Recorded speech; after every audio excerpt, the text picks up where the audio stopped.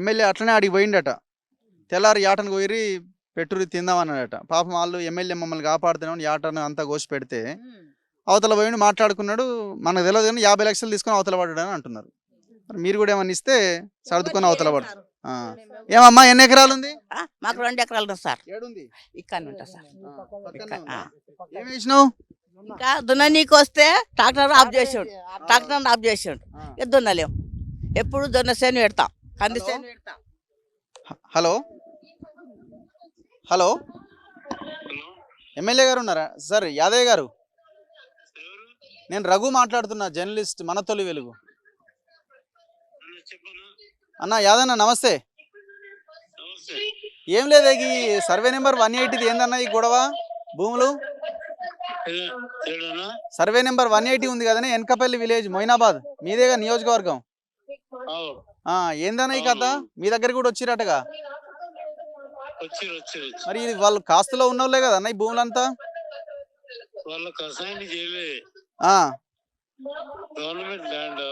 సరే అసైన్ చేయకపోయినా 1955 నుంచి అయితే వాళ్ళే ఉన్నారు కదా భూముల. రికార్డ్స్ ఏం లేవు. 15 ఎకరాలు 20 ఎకరాలకు ఉన్నట్టున్నారు. 15 ఎకరాలకైతే రికార్డ్స్ ఉన్నాయా? రికార్డ్స్ ఉన్నాయండి. మిగతా వాళ్ళకి లేవు. వాళ్ళతో మాట్లాడుతున్నాం వాళ్ళు కూడా. సరే ఇప్పుడు వాళ్ళు సార్ అది సార్ నా పాయింట్ ఏంటంటే 55 నుంచి అయితే వీళ్ళు కాస్తులు ఉన్నారా లేదా?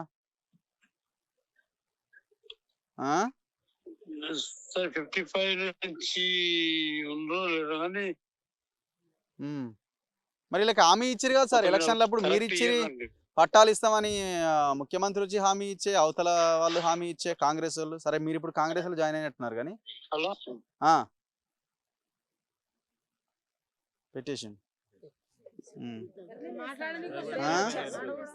కాయిదాలు లేవంటుండగా. కాయిదాలు లేవు అన్నాడు.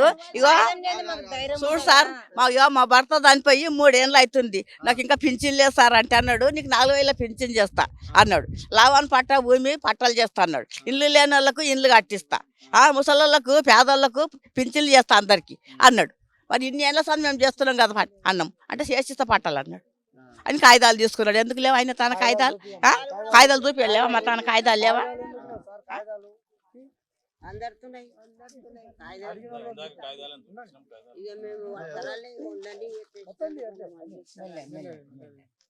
ఆ రోజు కట్టిన శిస్తు కాగితాలు ఇవి, అదే కదా పన్ను కట్టిన కాగితాలు ఉన్నాయి.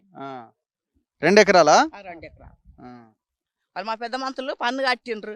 అప్పుడు చదివియాలి, చదువుకుంటే వాళ్ళు అట్లనే మాకు తెలివి ఉన్నది కదా అంటే పట్ట చేస్తారు. ఇప్పుడు చదువుకున్న పిల్లలు మమ్మల్ని ఏమంటున్నారు? తాను ఏమున్నట్ట నీకు బో పెట్టాలి, మేము ఏమన్నా సంపాదించినవా, నీకు పట్ట భూమి ఉందా, నీకు అన్నం పెట్టండి నీకే అని అంటున్నారు. ఎట్లా చేయాలి సార్? నువ్వు ఇది ల్యాండ్ మొత్తం ఆగమ్మా. ఏం పేరు? శ్రీనివాస్ ముత్రాజ్. పొంటిత్తులు గోగరిత్తులు వేస్తా. మొన్న దున్తుంటే ట్రాక్టర్ పిఎస్ మొయినా పిఎస్ వేసుకోపోయారు. పొంటిత్తులు గోవని తీసుకుని సినిమా షూటింగ్లో పెట్టారు. సలనీయలేరు. 4 ఎకరాల పొలం మా ఇది మీదేనా? ఇది 4 ఎకరాలు. మేము 3 అన్నదమ్ములం. మరి వాళ్ళకి ఇస్తామంటారు. మరి ఇల్లు నచ్చిపోతాం మేము. సర్వే ఫస్ట్ నుంచి మేమే ఉన్నాం ఇక్కడ ఎవరు లేరు. కాల్ లేదు, హ్యాండిక్యాప్ నాది. ఇంకా ఏమన్నా ఏం నడుస్తున్నది ఇప్పుడు? మీలాంటి వాళ్ళు అందరు ఉన్నారు కదా, ఏమంటున్నారు అసలు? ఇప్పుడు వాళ్ళు చాలా క్లియర్ ఎమ్మెల్యే చెప్తున్నది, నేను ఇంతకుముందు కొంతమంది ఆఫీసర్స్తో మాట్లాడింది, వాళ్ళ దగ్గర పేపర్స్ లేవు.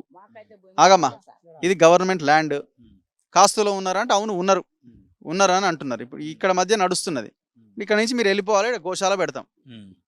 ఇక్కడ ఈ భూమి మీదకి వెళ్ళిపోయే ప్రసక్తే లేదు. ఎందుకంటే మా తాతలు ఇదంతా ఈ లెవెల్ భూమి లేకుండే, ఇలాంటి గుట్టలు రాళ్ళు ఉండే, చెట్లుండే. నాకు 55 సంవత్సరాలు నాకు ఇప్పుడు. ఎందుకంటే ఈ భూమిలో నేను ఎడ్ల మేపిన, చెట్టు కొట్టిన, భూమి దున్ని పంటలు పెట్టినలా. మేము 25 మంది ఫ్యామిలీ, మాది 5 మంది అన్నదమ్ములం. మేము మాకున్నది 2 ఎకరాలు కాక మరి ఎలాంటి మాకు ఆస్తులు లేవు, ఎలాంటి ఉద్యోగాలు లేవు. దీని మీదనే ఆధారపడినాం. నేనే కాదు, ఈడున్న నిరుపేద అందరూ కూడా ఈ భూమి మీదనే ఆధారపడి ఉన్నారు. కనుక ఈరోజు వచ్చి మరి గోశాలకు భూమి తీసుకుంటున్నాము, మీకు భూమి తీసుకున్నందుకు మరి ఎకరకు ఒక 100 గజాలు ఇస్తామంటారు. అంటే ఆ 100 గజాలు తీసుకొని ఏం చేయాలి? 20 మంది ఫ్యామిలీ మేము ఏం చేయాలి? ఆ 100 గజాలు ఏడిస్తారట. ఇల్లు ఇస్తారంట, అక్కడ పక్కకి ఇస్తారంట. మేము అన్నాం, అయ్యా మేము 80 సంవత్సరం దీన్ని సాగు చేస్తున్నాము, ఇది తప్ప వేరే ఆధారం మాకు లేదు, ఈ భూమి మాకు కావాలని అన్నాం. అంటే ఈరోజు ఈ పేదవాళ్ళకి, నిరుపేద ఈ దళితులకు, రైతులకు వాళ్ళ ప్రాణాలకు విలువ లేదు. ఈరోజు గోశాల కడతామంటారు. అదే మరి గోశాలలో ఉన్న ఆవులు మాకు తలా 5 ఆవులు ఇవ్వండి, మేమే ఆవుల వంశం, మేము ఆవులు ఇక్కడ పెట్టొద్దని అంటలేము, లేక గోశాలకు విరోధులం కాము. మేము తలా 5 ఆవులు ఇస్తే 50 ఫ్యామిలీ మేమే పెద్ద గోశాల ఎక్కేస్తుంది మాకు. కనుక మరి దయచేసి ఏంటంటే మా భూములు మాకు కావాలి. ఈ భూమి వరకు, ఈ భూమి ఇవ్వకపోతే ఎంతవరకైనా ఈ రోడ్డు మేము పోరాడడానికి ఉన్నాము. దీని మీద మా ప్రాణాలను అర్పించడానికి మేము రెడీ ఉన్నాం. ఎందుకంటే మాకు ఇంక వేరే ఆధారం లేదు. కనుక ఎందుకంటే మరి ఎమ్మెల్యే గారి దృష్టికి కూడా తీసుకపోతే వాళ్ళు ఏమంటారు అంటే అన్ని పేపర్ చూపించినాం, కానీ వాళ్ళు ఏమంటారు అంటే మరి తను ఏ పేపర్ లేదు ఎమ్మెల్యేనే అంటున్నాడు. అయ్యా అన్ని చూపించినాము.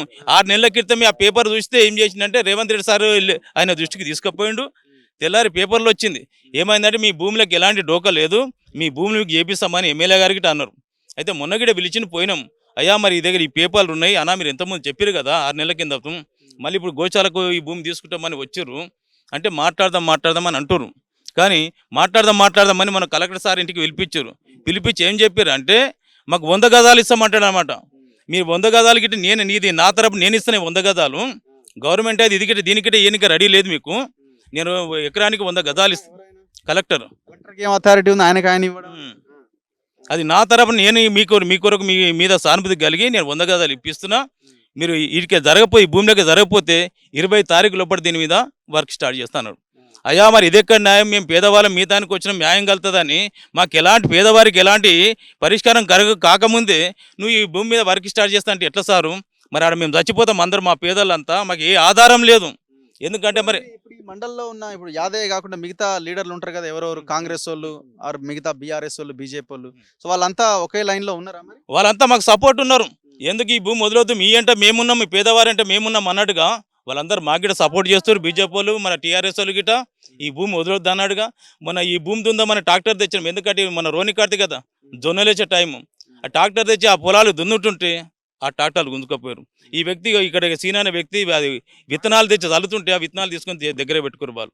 అంటే ఈరోజు రాత్రి మగలిగిన పోలీసు వాళ్ళ నుంచి ఇక్కడ ఈ పొలం మీద మా భూమికి మేము రాకుండా, ఎందుకంటే ఈ రోజు కాదు 5 సంవత్సరాలు 10 సంవత్సరాలు కాదు 80 సంవత్సరాల నుంచి భూమిని నమ్ముకొని ఈ భూమిని సాగు చేసుకుంటున్నాం. ఈ రోజు మమ్మల్ని భూమిని అడుగు పెట్టకుండా పోలీసు వాళ్ళు కాపలా పెట్టారు ఇక్కడ.